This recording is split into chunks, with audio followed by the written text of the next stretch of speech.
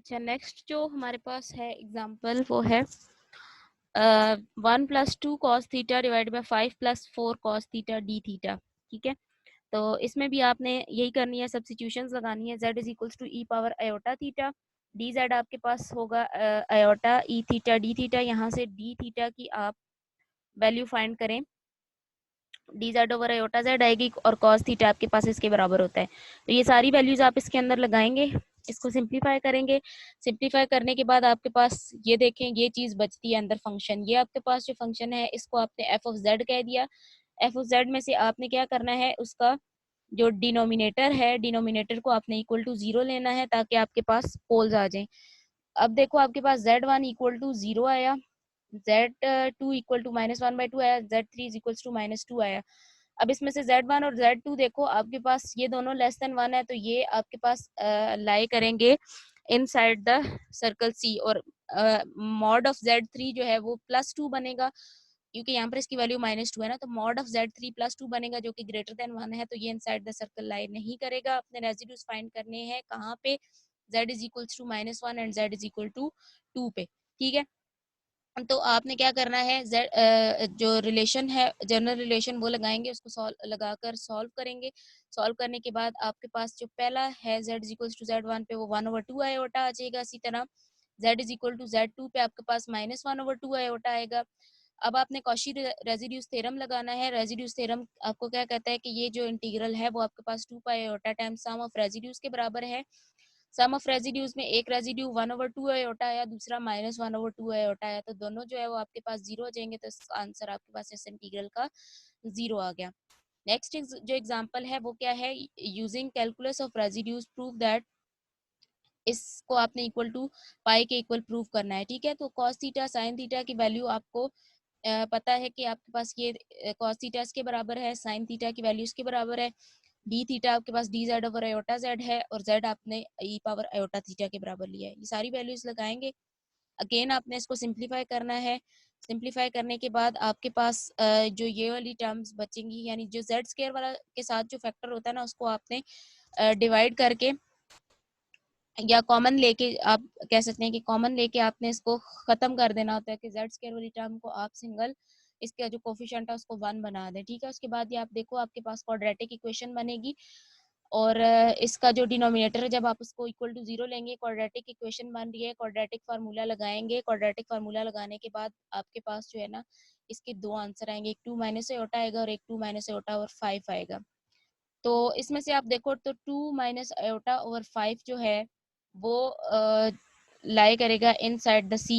2/5 अगर आप देखो सिंपल, तो वो आपके पास लेस देन 1 आता है, और 2 माइनस आयोटा का जब आप मॉड लेंगे तो ये आपके पास जो है वो 1 से ग्रेटर आएगा। ठीक है, 2 इज ग्रेटर देन 1। तो देखो अब आपके पास क्या हो रहा है कि ये एक ग्रेटर देन 1 है, तो वो वाला पोल तो आपने नहीं लेना। दूसरे पोल के लिए आपने रेजिड्यूज थ्योरम लगाएंगे। रेजिड्यूज थ्योरम लगाने के बाद आप इसको सॉल्व करें, लिमिट लगाएं, z1 माइनस z2 बन जाएगा। z1 और z2 की वैल्यू आपने निकाली हुई है, वो वैल्यू आप लगाएंगे, उसको सॉल्व करेंगे तो 1/2 आयोटा के बराबर आएगा ये। तो उसके बाद रेजिड्यूज थ्योरम लगाएंगे, सम ऑफ रेजिड्यूज में सिर्फ एक ही आपके पास इसका आंसर आया, तो 1/2 आयोटा लगाएंगे, 2 आयोटा कैंसिल हो जाएगा, आंसर आपके पास पाई बचेगा। यही चीज आपने प्रूव करनी थी। ठीक है, उसके बाद है 7.8 एग्जाम्पल जो है, उसमें भी आपने ये करना है, कॉस 2 थीटा है तो Z square plus 1/z square हो जाएगी इसकी वैल्यू।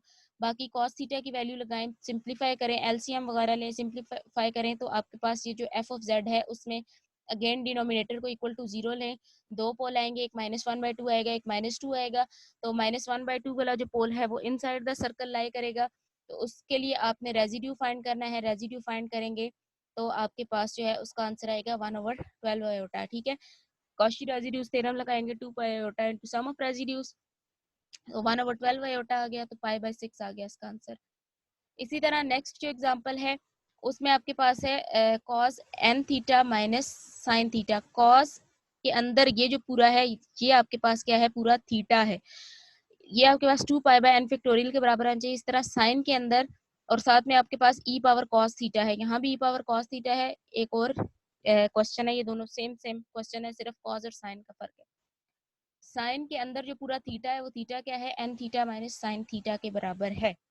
ठीक है, तो सबसे पहले आप देखो जो आपके पास है cos n theta minus sine sine theta d theta minus iota. ठीक है, आपने एक इंटीग्रल कंसीडर किया, खुद से एक इंटीग्रल कंसीडर किया, cos e power cos theta cos n theta minus sine n theta d theta minus iota 0 to 2 pi cos e power cos theta sine n theta minus sine theta d theta. ठीक है, अब देखो आपके पास जो है वो e power cos theta दोनों इंटीग्रल्स में से कॉमन आ रहा है, कॉमन ले लें और इस सारी चीज को एक इंटीग्रल के अंदर आप कर लें, cos theta minus iota sine theta. ठीक है, cos theta minus iota sine theta आपके पास बराबर होता है ई पावर आयोटा थीटा के। ठीक है, cos theta minus iota sine theta ये आपके पास बराबर होता है ई पावर आयोटा थीटा के। ठीक है, e power minus iota theta के। तो आपने इसकी जगह पे क्या लिख लिया, e power minus iota n theta minus sine theta, क्योंकि थीटा आपके पास पूरा क्या है, n theta minus sine theta के बराबर है। ठीक है, तो उसके बाद आपने इसको क्या करना है, इसमें से देखो ई पावर कॉस थीटा है, ई पावर ये दो वैल्यूज आ रही है ना, तो इनको ई के ऊपर अलग अलग कर लें, e power minus iota n theta और e power plus iota sine theta. जो प्लस आयोटा साइन थीटा वाला है उसको आप कॉस थीटा वाले के साथ कंबाइन कर लें, तो e power cos theta plus iota sine theta बन जाएगा। और साथ में आपके पास क्या रहा है, e power minus iota n theta.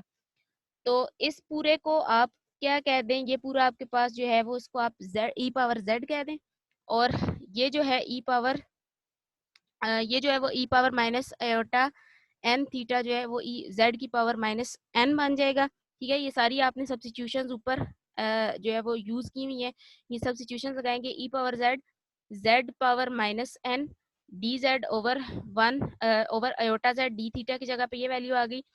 और उसके बाद देखो आपके पास e power z over z power n plus one, इस पूरे को आपने क्या कह दिया, एफ ऑफ जेड कह दिया। एफ ऑफ जेड करने के लिए आपने क्या करना है, अब आपने पोल फाइंड करना है, और पोल फाइंड करने के लिए देखो जेड के ऊपर जितनी पावर होती है उतना आप कहते हो कि उसका ऑर्डर है। तो जेड के ऊपर पावर क्या है, जेड प्लस वन है, और जेड वन की वैल्यू आपके पास जीरो आती है, यानी जेड की पावर एन प्लस वन को अगर आप इक्वल टू जीरो लेंगे तो जेड की वैल्यू आपके पास क्या आएगी, जीरो आएगी, और उसका ऑर्डर क्या होगा, एन प्लस वन हो जाएगा। ठीक है, उसके बाद आपने रेजिड्यूज थ्योरम लगाना है, वो क्या होता है, one over m minus one factorial. ठीक है, एम माइनस वन फिक्टोरियल होता है, तो एम की वैल्यू आपके पास क्या, एन प्लस वन है, n plus one minus one क्या हो जाएगा, n factorial, one over n factorial आ जाएगा, डी का nth डेरिवेटिव आएगा, d by d z of nth derivative of किसका, z की पावर n प्लस वन और f ऑफ z।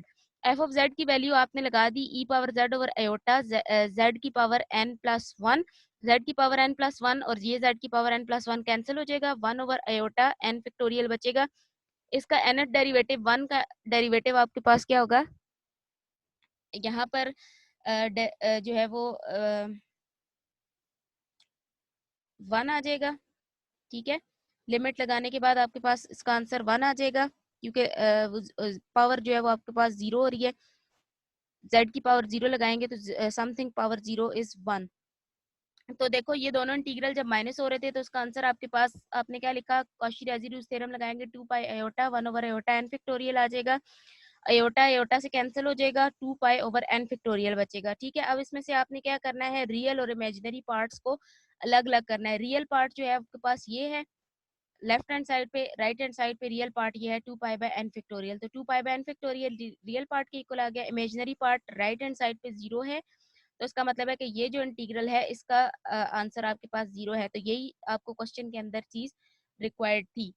नेक्स्ट जो है, using calculus of residues shows that 0 to 2 pi d theta over 2 plus cos theta is equals to 2 pi by under root 3। इसमें भी आपने same यही काम करना है, इसको सॉल्व करेंगे और मजीद आप इसको खुद से सॉल्व कर लेंगे, ये आसान है, इसमें कोई भी मुश्किल बात नहीं है। ठीक है, दो वैल्यूज आएंगी, एक ये आ गई एक ये आ गई, इसमें से आपने देखना है कि कौन सी वैल्यू जो है वो कौन सा आंसर लेस देन वन आ रहा है और कौन सा आंसर ग्रेटर देन वन आ रहा है। लेस देन वन वाले पे आपने पोल लगा के कैलकुलेट करना है कॉशी रेसिड्यूज थ्योरम से, इसका आंसर आपके पास two pi by under root three आ जाएगा। ठीक है, इन सारी एग्जाम्पल्स को आपने प्रैक्टिस करनी है खुद से। ठीक है, और प्रैक्टिस करने के बाद इनको सॉल्व करने के बाद आप लोगों ने ये मुझे शेयर करना है ये जो सारे प्रॉब्लम्स जो अभी आपको मैंने करवाए हैं, ठीक है, इन सबको आपने शेयर करना है